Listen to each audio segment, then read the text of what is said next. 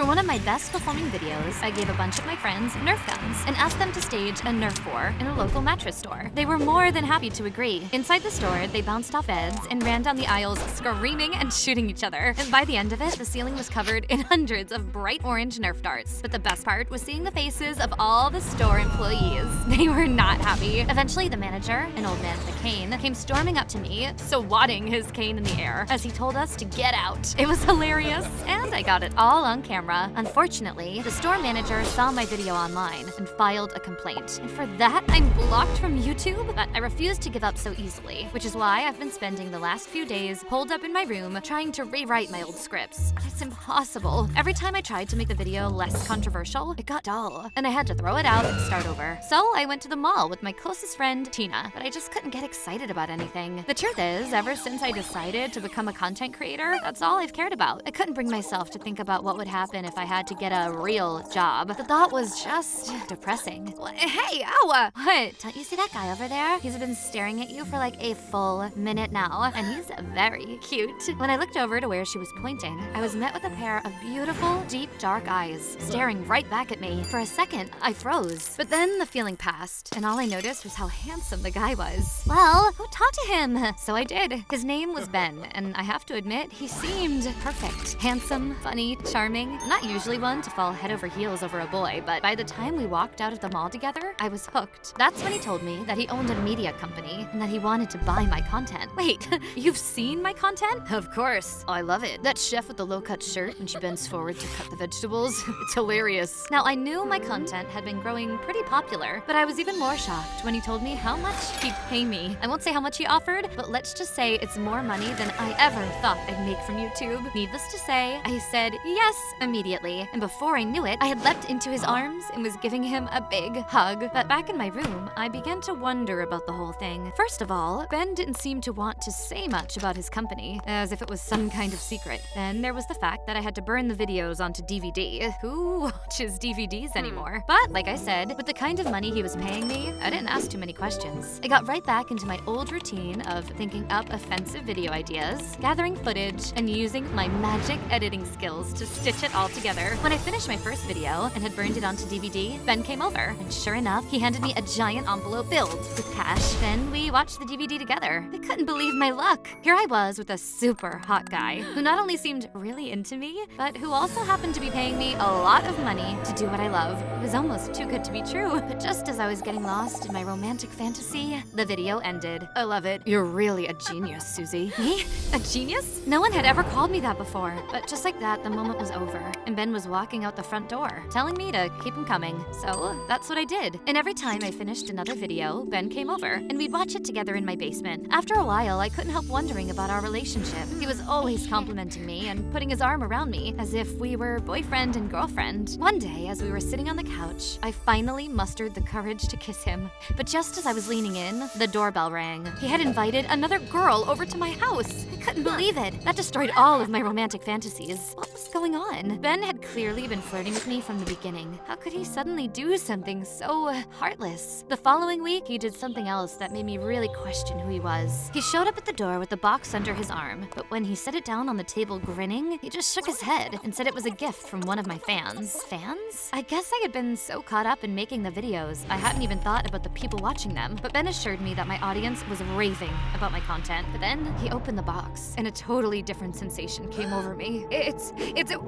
What is that? Just a token of appreciation. You, don't like it? Are those teeth? And not just any teeth. They're the dentures from that old guy in the mattress store who got you banned from YouTube. Remember? Why would I want his dentures? Revenge. You weren't just gonna let him get away with what he did, were you? Ben quickly took the box away, looking just as confused as I was. Did he really expect me to like them? As mad as I was about being blocked, how could he ever think I would steal an old man's dentures? And how did he even get them anyway? Ben seemed to feel bad about the dentures incident, so a few days days later, he took me out to a dinner at a lavishly expensive restaurant to make up for it. As we walked in, I was stunned. This was probably the most expensive restaurant in town, and I had only ever seen it from the outside. But inside, it was like walking through a palace. Ben said he had another gift for me from another fan. Once again, Ben pulled out a box and set it on the table. I already knew from the strange stench that it was gonna be something awful. But before I could react, Ben had already torn the cover off the top, revealing what at first looked to be a gorilla mask. But then I took a closer look and saw that it was dripping blood. Real blood. And that's because it wasn't a mask. It was the real head of a gorilla. As soon as Ben took it out of the box, I ran screaming out of the restaurant. A moment later, Ben came out looking for me. What's wrong with you? First you flirt with me, then you bring another girl over to my house, and now you give me the most vile, disgusting things. And you say they're gifts? Is this some kind of sick joke? What kind of business do you run anyway? And that's when Ben told me his real name was Ball, and that he was not a handsome young human,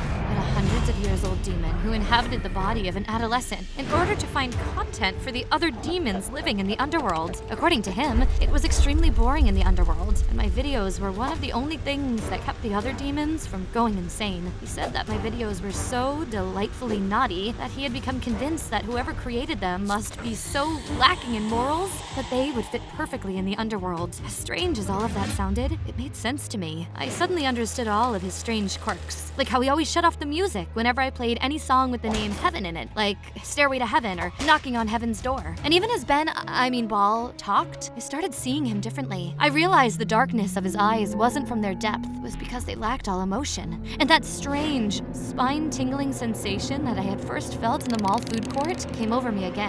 Then he must have noticed me staring at him, because right before my eyes, Ben's face took on a completely different look. His eyes softened, and he smiled sweetly at me, as if he was the gentlest person in the world and could never hurt a fly. But you won't let silly morals get in the way, will you? You'll keep making content for me? I'm counting on you, Susie. Sure, I'll make content for you. It just might not be what you expect. You see, as much as I love making offensive content, I am not an evil person. I create to get laughs, not out of hate. Knowing that a bunch of demons were enjoying my videos was enough to make me question the whole thing. So I decided to prepare a little surprise for Ball and his buddies. First, I came up with an idea for a video about a group of people who were chosen to compete against each other for millions of dollars. But little do they know, the competition is to the death, and each challenge gets deadlier and deadlier until the contestants die off one by one. When I told Ball my idea, he clapped his hands in delight and kissed me on the cheek. He said he couldn't wait to see it, but what I didn't tell Ball was that I had no intention of making that video. You see, once I had sold him on my idea, I then contacted Mr. Beast, my hero, and asked him to collaborate with me. Obviously, he had no idea who I was, but I offered him the money that Ball had given me for my past videos, and he agreed to do it. And together, we made the most heartwarming video we could think of. We went to a local senior home and took all of the residents out for a day of team games and trivia. Each senior citizen was matched up with a teenager from a local high school, and they spent the whole afternoon together, getting to know one another and sharing stories. And Mr. Beast and I documented all of it.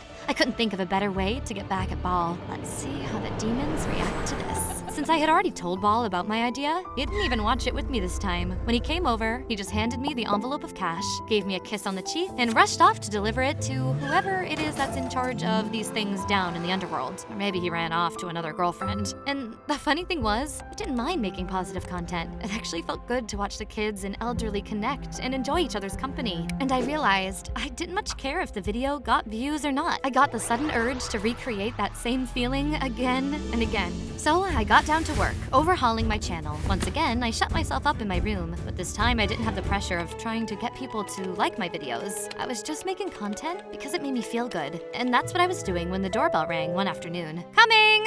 All right, geez. For a split second after opening the door, I thought it was some neighborhood kids playing Ding Dong Ditch because I didn't see anyone. But then, a rapid movement down the sidewalk caught my attention, and I saw a blur of fiery arms and legs chasing someone down the sidewalk. For a moment, I stood there too stunned to understand what I was seeing. Susie, this is your fault! They want to punish me for your video! Before I could react, a portal opened up behind the demons, and they pulled Ball through it. As quickly as it opened, it closed behind them again. And Suddenly, the neighborhood was back to normal. Now I was much more interested in making people feel good. And the surprising thing is that my new channel, which I renamed From the Heart, was doing even better than my old channel. Within a month, I was able to work full-time as a YouTuber, building up a community of positive-minded fans. One day, I was browsing YouTube when a trending video stopped me in my tracks. The title was, "Content Creator Uses Dark Magic to Send a Man to Hell." It showed Ball being pulled into the portal in front of my house. I couldn't help smiling. Dark magic? That dark magic they were referring to was called love. But I suppose to a demon, that's the darkest magic there is. I watched the video several times and tried to imagine what Ball was doing down in the underworld.